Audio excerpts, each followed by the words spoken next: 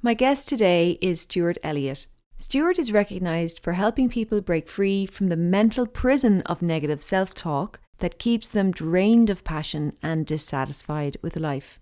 Through mindful hypnotic life coaching, he helps them snap out of their trances of unworthiness and self-sabotage, so they go on to create a deeply fulfilling, happy life. Stuart was born in the UK, but moved to Africa at age 28, where he stayed for 18 years, and then moved to the south of China, where he currently resides. Welcome, Stuart. How are you today?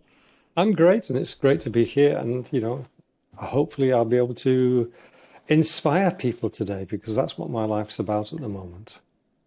Oh, well, I love that. I'm all about expressing our truth and finding that purpose within us that helps us to inspire others. So tell us a little bit about how you discovered what that core message is for you that makes you so passionate to share. It's a long journey, it's basically a life journey, but I'll give you a very, very brief version. When I was 17 or something like that, I'd just been to Morocco in the on holiday from the UK. And when I came back, it was the early beginning of May, and most people in the UK don't have a suntan at that time of year. But I had a nice suntan. And I went into a pub one evening, and there's an old guy that sat there at the bar, and he looked at me, and he had these big, sad, doleful eyes, and he had this wistful way about him. And he said, "You're looking very brown. Where have you been?" I said, "No, I've just been to Morocco for a couple of weeks." And the way he looked at me and the regret I could see in his face as he was considering this, he said, "I wish I could have done that when I was your age." And that told me that there's no way that I'm ever going to go and look back with regret on anything that's happened in my life. And it's inspired me to keep moving forward. I mean, things happen. That's what life's about, but we can always learn and grow from it. So I moved to Africa when I was 28. I stayed there for about 18 years, and then life fell apart, how it does sometimes. And I was offered an opportunity to come teach English in China. So I had one question: is it north or south? Because the north is too cold for me. I like the warmth of the south. It's more tropical. And they said, no, it's not far from Vietnam. So I said, okay, no problem. And I went over there. They gave me a ticket, and I just came over here on my own. And through my whole journey, I've been here since 2003, I discovered that I was very popular in teaching. I had very good results, but I didn't know why. So this led me on a path of studying NLP and conversational hypnosis, etc., etc. And I found out what I was doing. And then as my classes progressed and I got to a school where there was more adult students and there were one-on-one classes, I found that the classes became life coaching sessions with students who had a high enough level of English to have a conversation. And when I helped them make changes and they saw that smile come from inside the heart, that was something that just said, this is what you need to be doing, because there's no better reward than helping somebody fix their life or find a way to solve a challenge or a problem that they've got. And that's really what spurred me onto it. And I decided I've got to do this and help as many people as possible. I love that it began with an understanding that you may regret it if you didn't take on the adventures that life offered you. Yeah. I mean, there's far too many people. And travel was one of those big adventures. Yeah. I think there's far too many people who look back on life and say, I wish, I wish, I wish, I wish. But we can't, because that's what's got us where we are today, and that's how life is. And we need to look back with gratitude for everything that's happened, because it's made us the person we are. When we made that decision, we're not the same person, or we weren't the same person as we are now. So there's no regret involved as far as I'm concerned. And it's never too late if there's anyone listening who feels like, oh, I'm never going to get to Morocco in my teens, but you may still get there. The only time it's too late is when you choose to give up. And, it doesn't matter. Yeah. I mean, I can't remember the lady's name, but there was a lady who decided she was going to be an artist at sort of 70 or 80, and she became a famous artist. And I can't for the life of me remember her name now, but, it's never too late. Never. Yeah, I love that idea of never giving up. That's my motto that I force into my head. Never, never, never, never, ever, ever, ever, ever give up. Yep. And, but we do have to change course. And it sounds like when you went to Africa, something happened that made you change course. What was going through your mind at that point? Because I know that some of our listeners are probably going through parts of their life where they feel like, oh, I don't really know what to do next, or I can't believe things have gone so wrong, or I've been there myself where things have seemed to have been, wow, this isn't my choice. This did not work out the way I wanted it to. You've been through that, Stuart. Tell us what happened and how did you get through that? It's part of a long process, because what happened was my relationship broke up. And it was, I was married and we got divorced and that. And it took me a while to come to terms with that. I can remember one time I was doing landscaping at the time, and my wife and I had the business together. And when we split up, we sort of split the business up, but I wasn't really connected anymore to the business, but I still had to keep it going. And I can remember one time I was just sat in a client's garden and I was just on the grass and I was just feeling so miserable and sorry for myself that I almost burst out crying. I wasn't interested in anything around. And, that wasn't an easy period for me to get through. But as life is, there is a period of grieving for whatever incidents happen. And I started getting through it, but I wasn't connected to the landscaping in the way I was before. And then we had 2 dogs, which I'd kept the dogs, and they both, were getting elderly, and they both died over the period of a year. So at that time, I was offered an opportunity. And I think this is what life does. It offers you opportunities. If you're open to them, then you can move forward. But quite often we don't see them because we're not ready for them, or we're just, too scared or something like that to take them on. And, I spoke to someone and they said, look, there's an opportunity to come to China to teach English as a second language. And I thought, why not? I'll go for a year and see what happens, because, everything's fell apart here. My dogs have gone. I've got nothing holding me back at this moment. I can always come back. And as I say, that was in 2003. I'm still here. So, I think that life offers us these opportunities, but we just have to be open enough to recognize them. And then sometimes it takes courage, a little courage to move forward and make those changes. Sometimes it takes a lot of courage. But if you don't want to stay where you are, that sometimes can be enough. You can say, well, this definitely isn't it, so I'm willing to try something different. Yeah, and I think a lot of people, they have to be pushed out of what they call the comfort zone. And, the comfort zone is not necessarily a place where you're happy, but you can be comfortable because you understand all the things which are going on inside that zone. So you know how to react and cope. But it's maybe not making you happy. It may be giving you a miserable life. But unless something big comes along and pushes you, a lot of people don't break out because what's outside is too big and too scary. And we don't understand that. And that's why I think a lot of people would do well to talk to somebody who they can trust to help them. And there's a big thing here about somebody you can trust to help them, because sometimes the people we think are the people who would help us, i.e. close friends and family, are actually the people who can hold us back. Because if we change, it means they have to change, and then they're threatened. So unconsciously, they say things to hold us back. And that's a big challenge in life. Like what? Well, I had a flight from a place in China to Hong Kong. I was going there to, I don't know, I was doing something or renewing a visa, I'm not sure. But the lady I was sat next to, she was a Hong Kong national, and she'd just been to Fuzhou, which is the city I was in, on a business trip. And she was a financial assistant or something, or representative for the company. And we got talking, and she said she's not happy. She wants to go and open a soap manufacturing business in Hong Kong, but she has to study in Taiwan for 6 months. And all her friends, all her family are dead set against it. They're saying, you're stupid, you've got a wonderful job here. And, you'd be silly to do this and take this risk, etc., etc. But the thing is, she wasn't happy, and nobody had ever asked her if she's happy in her job or even considered it. And her parents were more considered about their retirement and whether she's going to be able to look after them than having her pursue her dream. And that's a common enough scenario.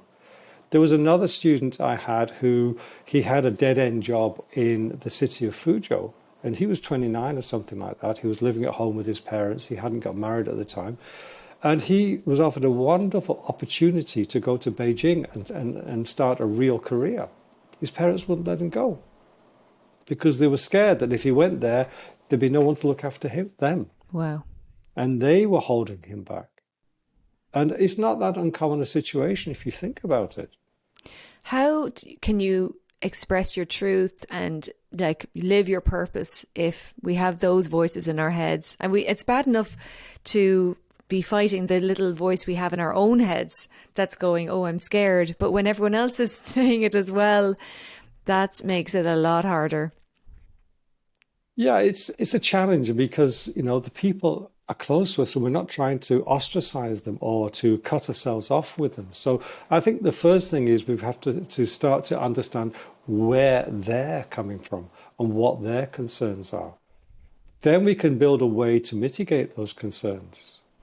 For instance, there was an ex-student of mine who, I think she was 26, 27, and typically in China, a 26, 27-year-old should be married or should be planning to get married and have a child. And if you get to 30 and you're a lady in China and you're not married, people think there's something wrong with you. Now, she wanted to move from her home city to Guangzhou, where she found a job and there was a good career possibility, but her parents are holding her back because of the fact that she's a female and her age and she's silly.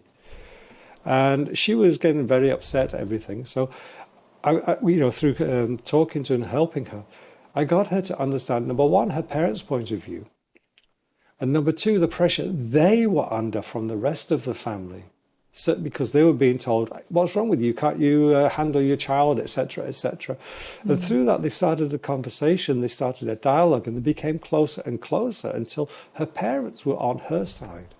That's beautiful. And now, the end result is that she is respected by the whole family. It's taken time and it's taken a lot of adjustment from everybody. But the first thing is to understand where that advice is coming from, what the fears are that's driving that advice. And a lot of these fears are unconscious fears. Mm. And there are times when we have to just say to our friends, hey, our friendship's not where it used to be. It's time for me to move on. I mean, I did that when I left England to go to Africa. The friends I had would have held me back if I hadn't have left. And when I came back for a visit to my parents about 9 years after I'd moved there, number one, none of the friends would come and visit me in Africa. But number two, they were all doing exactly the same things. None of them had changed. And that's where I would have been. So it was a time to say, okay, we had a great time. I'm grateful for everything, but it's time to move on and find a new direction. And that's also a challenge sometimes, but it's something sometimes we have to do.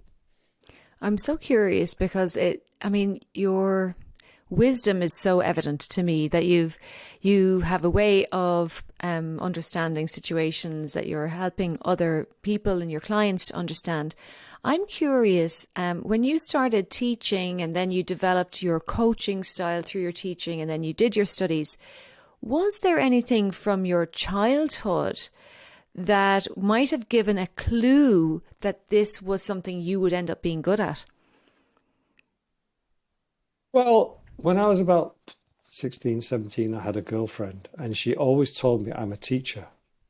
And I never realized that. I didn't know. I thought she was being insulted because when I was younger, and I still am to a certain extent, but when I was younger, I was very, very shy. Mm-hmm. And I was the person who would be at the party and sat there waiting for people to come and talk to me because I don't know what to say to and I can't talk to anybody. So I was sat there, but I was observing. And it's only later in life that I realized that this was a very, very good training ground for me to be observant. And I could see many things in behavior, body language, facial expressions, the way people talk, the energy, everything else that most people miss because they weren't spending 2 years or 3 years observing people like I was. So, that's actually something that everybody should understand, that being shy is not such a detriment. It can actually be a blessing in disguise. That's good. If we just understand that lesson. So, through life, that skill has helped me, obviously. And, my girlfriend, ex-girlfriend, she obviously saw something in me which I didn't see in myself, but was playing a role in my development without me knowing it. And it's only when, I got pushed in this direction and that direction. And when I came to China, my first class, I mean, I'd never taught a class before.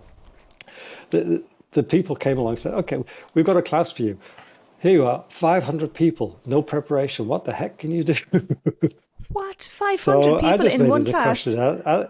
Yeah, it was crazy. It was just a sort of introduction, and I just made it into a question and answer session because I didn't know who the students were. They were sort of 18, 20s, maybe university age or whatever, but I didn't know who they were, what their abilities were. So I made it into a question and answer session, and that worked okay. But it was a bit of a shock, as you can imagine. But then, I was working with students, and I think the thing that really made my classes successful was the energy I put into the class and the fun I created with the students. I had classes where I had, in primary schools, for instance, in the actual school campus rather than the private campus, where I had the surrounding teachers in the classrooms complaining about me being too noisy. I had the parents complaining about me being too noisy. But come the end of term, when they had their exam results and they got the highest scores and everything else, everybody wanted to be back again because they didn't understand how fun, and this is a big thing, how fun is educational. That seems to be lost on many people. They have to be dead serious about this and this and this. But, life is about fun. And the more fun we have, the more we can learn because we're open. I love that idea. So tell me, if you have a client that's struggling with holding themselves back or something like that, how would you make changing that more fun? Well, what is it they want? Obviously, I'm lucky enough to be able to understand how the mind works to a certain extent. So I can find out and help them if they're prepared to be helped. That's the first thing, what they really want. And then I can get them to live in that life through hypnosis. And that's very, very powerful. We can spend a whole day and just live in that life. And you can do it to a certain extent without hypnosis. I mean, just put yourself in the future. Say you want to be an airline steward in 5 years' time. And, what is it you do when you first get up in the morning, your first day on the job? What shoes do you put on? What clothes do you put on? And you just start building this day like this, and they start to experience it, starting to live in it. And, obviously it's something which they want to do. So there's a little bit of trepidation, but there's also fun and you can laugh at yourself. And that's, that reminds me of a little incident with my children. I've got 2 young children, 4 and 5.5. And at the entrance to where I live, there's a little ornamental pond. And I keep telling them, keep away from the edge, because they always want to play and put their feet in the water and everything else. And, children. Mm-hmm. Water is like a magnet, a fire filings to a magnet. It just pulls them straight there. Anyway, one day I was taking them to kindergarten and I don't know what I did, but I somehow stepped back into the pond and I fall in the pond. And as I'm falling backwards into the pond, I said, look at Daddy, he's being silly. He tells you, boom, big splash. And then I'm dripping water from head to foot. I got out of the pond and said, look, Daddy's done something very silly. He fell in the water. He tells you not to go near it. Look what happens when you don't listen. And then I took them to kindergarten. But the fact that I made it into a fun incident, it took the fear away from them. But it also gave them an opportunity to absorb that lesson. If Daddy's stupid and he can do that, then I have to be very careful because I don't want to be like him because now they see what can happen. And really what was nice as well was the fact that I look back on that with gratitude. I came home after dropping them off at school. I was dripping water from head to foot, but I came home changed and had a wonderful day because now I'd found an opportunity to give them a lesson in a beautiful way. Well, I fell into a pond once myself and it ended up being very memorable. Sometimes the things that go wrong, they anchor us to a certain moment in our lives. And for me, it was Stevens's Day, which is the day after Christmas Day.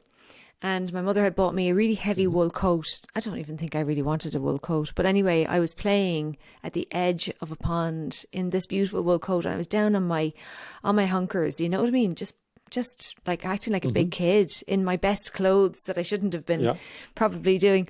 And I slipped into the pond, and it was about, I don't know, 500 or 600 meters to the car. My dad picked me up in this heavy, the wool absorbed all this water, and he picked me up and carried me to the car. And that was one of my best memories of my dad kind of looking after me. So it was memorable because I fell into a pond, and you think, oh, we should avoid these things at all costs, but sometimes the memory is worth it. Yeah, and the thing is, you choose to look back on that with gratitude and without regret, don't you? Mm-hmm. Because it was a special moment, and you recognize that. And that's the thing, that these things happen. Life happens. We've got no control over it, but we have control. We always have control how we react, or how we choose to react to whatever it is that happens. Mm-hmm. Now, when I fell in the pond, I could have been so angry and cross that I shouted at everybody. But as I was falling in, I chose to have fun. Because I recognized unconsciously maybe that this was a beautiful lesson, that I was being silly, and they can learn a lot from Daddy being silly. Just as you did, And you had that moment, that bonding moment, that very special bonding moment with your father. Mm-hmm. Yeah. No regrets. But regret is something never, never, never. I mean, why be miserable about things that happen? I'm curious, Stuart, about your take on voice and, creating, how we manifest our future. How important is our own voice in doing that? When you say voice, do you mean the audible portion or the message you have? Because, this is where we have a confusion with words. Words are labels, and we have different associations. So I think both are very, very important. The message you deliver, and obviously how you deliver it, is very, very important. I mean, especially with conversational hypnosis, it's not necessarily the words. It's the tone of the words. It's the pacing. It's the amplitude, the delivery, the pauses. Sometimes the pause is so much more powerful than the words themselves, because it makes people focus. For instance, I saw Jim Rohn once when he was in South Africa. When I was living in South Africa, he came to give some tours, and he had the audience in the palm of his hand, just by his delivery of the speech. He'd be talking, he'd be saying something, and then he'd just drop his voice. And everybody would lean forward because they really were hooked on what he was saying. And then he brought them back, and he was playing them like he was an instrument. And that was just the power of his voice. So I think it is very, very critical. And we need to find our own voice. We can practice by listening to other people and copying, but then eventually we develop our voice. And, the way we can resonate with people through vibration, because that's something that is a very, very basic thing from hundreds, thousands of years ago. Vibration, sound, we're all part of this whole thing. Mm-hmm. So I don't know whether that answers the question clearly enough. Well, like you said, it's a question that could have multiple meanings behind it. And I know that some of our listeners will be wondering about how they can have a more clearer message, and how that they can deliver that better with their own voice. And I'm just wondering if you have any advice for them. Well, obviously, the audible voice comes from breathing. And we're not taught how to breathe correctly. We're just assumed to know how to breathe. And obviously, you know more about breathing than I do, because this is part of your skill. So I would suggest that we start paying attention to our breathing, so that we're talking with a reservoir of energy that the breath can give us. Because quite often, especially if you've got an exciting message, you can run out of breath because you haven't stored any energy to send that message out. So practicing like that. But obviously, I mean, we need to find someone who's skilled enough to be able to communicate the correct way of breathing. And obviously you're one person and there are many other people. But I think seeking out help, if you've got a big message you want to give, seeking out help, but also seeking the confidence to express your message is also a big thing.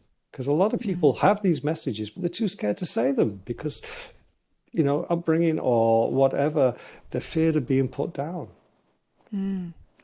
I think what I've really gleaned from our conversation today is that when we get opportunities to really see those as a form of an adventure and to recognize that our comfort zone isn't always a happy comfort zone and that there's a lot of value to stepping out of what our friends and family might want for us and into what might be the potential that's there for us as people. And we do need encouragement in that. And it sounds to me like the clients that you work with, their lives completely transform because they're willing to take this next, what seems like massive step into the unknown. Yeah, and it's that willingness and that recognition that what you've got at this moment is not serving you in the best way. And once you've made that, realization, and then you're willing to give something a try, it's surprising, how far you can actually fly. And it's the same with singing or with anything else. There's a lot of people who want to sing, but they're scared of trying because they don't think the voice is good enough or they don't think this is good enough. But when they actually get someone to help them to do that, they realize that their voice is a lot better than they thought. They may not be the next Pavarotti, but that's not important because they've got their own unique skill and their own unique way of delivering it. And, going back to children, they never consider that their voice is terrible. They never think of these things because they're just busy expressing themselves. And then somehow they lose that skill and that ability because of, possibly childhood, schooling, society, don't be silly, all these types of things. So if we can go back to that state and be that childlike wonder, then, we can become so much better at everything we do. Yes, I love that. As children, we don't question our value. We just are what we are. No. That's it. And this is what we lose, that they say it's the innocence of childhood. Why can't we keep it? This is what my mission is with my children, to keep them with that innocence, but, not make them an outsider in society. But, have them, keep those talents and skills because they've got so many beautiful skills and talents, and they sing when they want to, they say what they want to. They just are, as you say, and it's just beautiful. You mentioned a story to me when we spoke the first time about your daughter when she fell over and how you approached that quite differently from her granny. I'd love if you'd share that one. It's very, very good. Yeah, I mean, my philosophy is that pain is a signal, it's a message. And it tells us that something is not right with our body and we need to get help. And it's like any messenger. If they come to the door with a parcel, they knock on the door.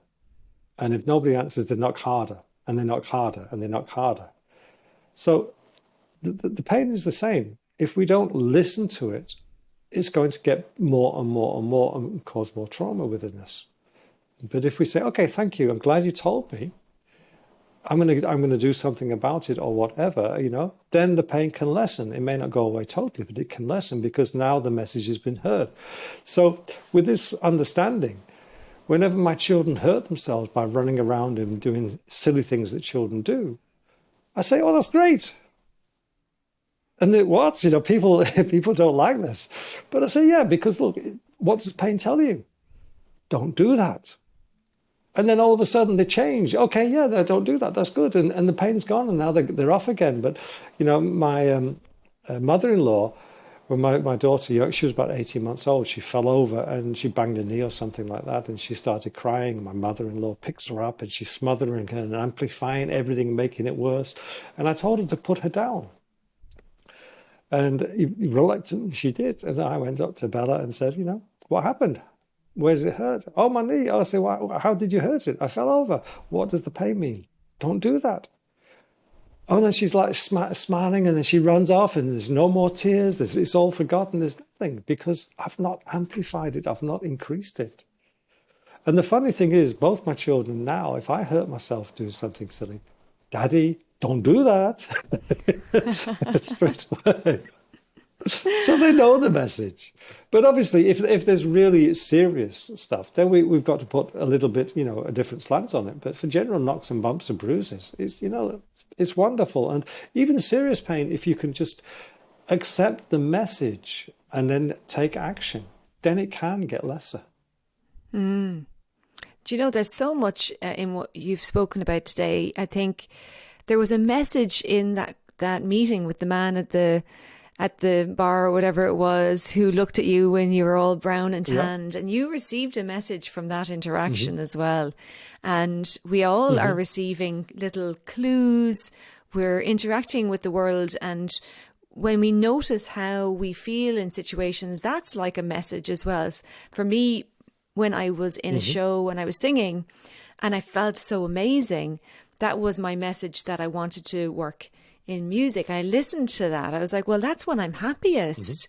So I need to listen to that, and I think we may forget that at times, and may be happier in that little comfort zone because we feel safe.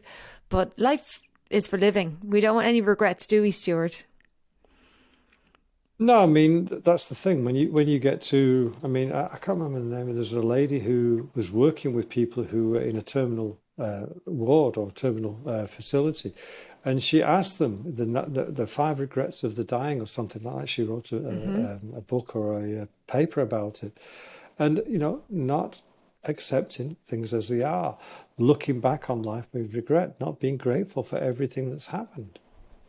And one of our challenges, I think, as people, is that we're not always living our life. Somehow we've been pushed in a direction which is not quite true to us. And as you say, that when you realize and you latch onto, okay, this is what really makes me happy. Like, with yourself, it was singing. And for me, there's many things, but, one of my biggest sources of joy is being out in the African bush with the wild animals and having them come to me and say hello to me, whether it's a lion or an elephant or whatever. There's just something about that environment that makes me come alive. And I assume it's a similar type thing when you're singing and when you're working with music, that you come alive. There's a whole change in your physiology, your body, your thinking, your alertness, everything, isn't there? And I think we need to, each of us, if anyone's listening, ask yourself, what is it for you that is making you feel more alive? So before we finish up today, Stuart, is there anything that you'd like to say to the listeners? I think the biggest thing that we can take away is the fact that once we're aware of something that's happening, we accept it, then we give ourselves the power of choice of how we react to it. And many people react automatically, and it's usually it's triggered by something, and it causes not the ideal outcome. So if we accept whatever's happening, say, okay, this is happening. Now I can choose how I want to react to it, just like I did when I was falling in the pond. I chose to be happy. I could have been upset and miserable, but I chose to be happy because I became aware and I accepted it was happening. I can't stop it. I'm in mid-fall going backwards. There's no way I can stop, like on a cartoon or like on The Matrix Reloaded or something like that, and move me forward. I'm going, and gravity's taken over. So accept it and then choose the reaction that you want to give. That's a very powerful lesson, and it takes time to keep practice and keep being aware. And again, with speech, we often say negative things about ourselves. And then when we find out that we've said that, then you say, oh no, that's stupid. And that's another negative thing. that makes it worse. So rather than saying something like, I say, okay, I did it. I said that, but I'm not going to continue. And just accept it. Let it be. And then we've got that power of choice of how we react to whatever. And that's very, very, very empowering. It's very special to understand that. That's wonderful. And if anyone needs support in making new choices or accepting some situation that you're going through, Stuart is offering some free consultations. They are Discover Your Dreams Power Coaching Sessions. And you can email Stuart at Stuart, Stuart, at spg.bz. And that's Stuart with a U, yeah. Stuart at spg.bz.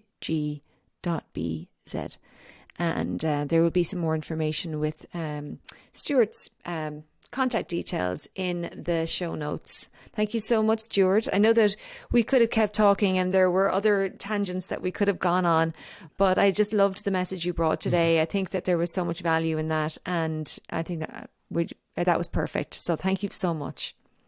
Well, it's been an honor to be here. And, if the listeners can take just one little nugget of information, then, I'm sure that life can improve straight away. So thank you all for listening. And Aideen, thank you so much for being you and inviting me and for everything you do. Thank you. I appreciate that.